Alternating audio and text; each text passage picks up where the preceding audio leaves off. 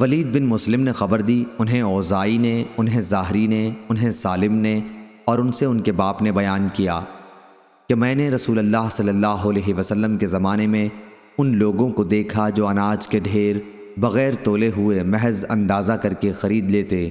ان کو مار پڑتی تھی اس لیے کہ جب تک اپنے گھر نہ لے جائیں نہ بیچیں۔ صحیح بخاری حدیث نمبر 2131۔ وہیب نے بیان کیا، ان سے ابن طاؤس نے، ان سے ان کے باپ نے، ان سے ابن عباس رضی اللہ عنہ نے کہ نبی کریم صلی اللہ علیہ وسلم نے غلے پر پوری طرح قبضے سے پہلے اسے بیچنے سے منع فرمایا۔ طاؤس نے کہا کہ میں نے ابن عباس رضی اللہ عنہ سے پوچھا کہ ایسا کیوں ہے؟ تو انہوں نے فرمایا کہ یہ تو روپے کا روپوں کے بدلے بیچنا ہوا، جبکہ ابھی غلہ تو میعاد ہی پر دیا جائے گا۔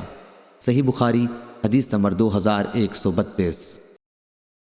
عبداللہ بن دینار نے بیان کیا کہ میں نے حضرت عبداللہ بن عمر رضی اللہ عنہ کو یہ کہتے سنا کہ نبی کریم صلی اللہ علیہ وسلم نے فرمایا، جو شخص بھی کوئی غلہ خریدے تو اس پر قبضہ کرنے سے پہلے اسے نہ بیچے۔ صحیح بخاری حدیث نمبر 2133۔